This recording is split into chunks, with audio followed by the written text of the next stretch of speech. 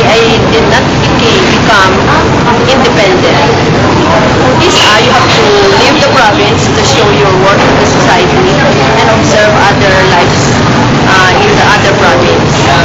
Kaya mga kundi lang na limitado You cannot experience different way of life, different culture, and you might be able to apply it in the province. So, being manugbantay sa society, sa nagkakalahabo, you might be part of Rizal's principle. Especially, May 13 is fast approaching. You could be, the youth could be, manugbantay sa eleksyon. You could be a PPCRB volunteer. That's all. The result of the youth movement campaign is the one of the Filipino heroes who fought for the Philippine people to become independent. I think the youth of today are not well versed with Jose Rizal's life and teachings. And the second question is the principles of Jose Rizal. Do you think Rizal's principles and the causes he fought for are still relevant today? The principles of Jose Rizal are still relevant to some, especially to the elderly. But today times has changed and their way of thinking are different because of some changes in the political history of the Philippines. For me, Rizal is the famous bayani and intelligent citizen of our country in what we call Philippines. Example, si Rizal, sa subong panahon, hindi sa masyado famous sa mga yon. Pero kung sa mga medyo may age na, ibig sabihin at the middle of 20 up, famous pa sa mga kabataan, sa subong, ay nag-exist ang highly like sa mga highly technology, like sa mga cellphones, gadgets, computers. That's why nga si Rizal, hindi masyado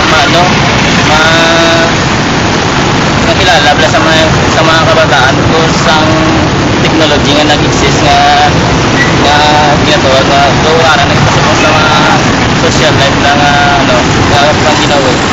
Kaso po ang mga bayani, ilo kay Rizal, tapos ang mga culture nga sang una nga tumilian nga ipatupad sa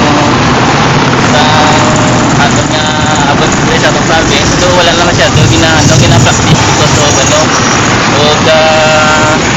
the technology and the highly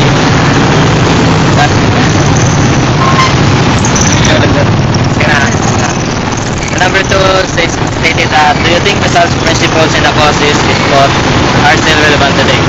Nowadays, I believe that the principles of Jose Rizal in our own dialect is hindi na masyado kilala or is not visible to the youth today because of the effect of the technologies and other gadgets, cost for technologies also, nalilimutan na natin ang mga aral ni Rizal. Halimbawa na lang sa lingwahe natin. Ang sinusunod natin ngayon na lingwahe ay ang tinatawag natin na English. Nakalimutan na natin yung sabi ni Rizal na mahalin ang sariling wika natin. Sa ganyang paraan pa lang hindi na may unlad natin ang Pilipinas dahil kahit sa sarili natin lingwahe ay hindi na natin nagagamit. Dahil ginagamit natin ang mga lingwaheng mga English at mga international mga language kaysa sa ating sariling wika. Yan isa sa mga principles ni Jose Rizal na dapat natin sundin at maging modelo natin at dapat natin pag-aralan. Kasi sa ngayong panahon, nakikita po naman natin ang Pilipinas ngayon ay hindi umaasenso. Kahit sa sarili nating gamit, mga imported, may ligtas imported kaysa naman sa sarili nating produkto. Dapat natin pagtangkiliin yung sariling atin kasi nandito naman tayo sa Pilipinas. Kahit na marunong tayo mag-English o mag-Tagalog o ano mga lingwahe, kahit kung ano man dyan. Pero nandito tayo sa Pilipinas, dapat nating gamitin pa rin yung sarili natin. Iyon ang nakikita ko ngayon na hindi na sinusunod ng mga kabataan ngayon kasi ang mga kabataan ngayon ay mahilig na sa mga sosyal ngayon, di tulad ng dati. Hero si Rizal yan. Pero iba no na wala nakakilala, iba sa doon nalipatan na blau. Pero para sa akin nga muna sa una lagi ka na hero yan. Si Rizal, Dr. Jose Rizal. As we all know, Jose Rizal is our national hero who fought for freedom against the Spaniard. He is known for his bravery. Jose Rizal fought for freedom ng that we are na ginana tabal subong ang nga mapil ta masubong so free kita against sa mga nagpanako bala sa aton sadto nga time like Spain ang Hapon na nagpanako masaton during that time.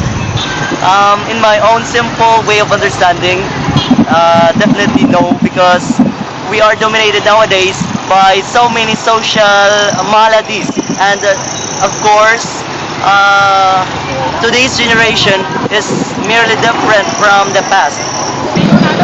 Rizal to the present years should be well known more. The information age, information, exchange of information, and channels of communication are very accessible. Using the internet, children nowadays could easily read about Rizal. They could browse easily information about our national hero.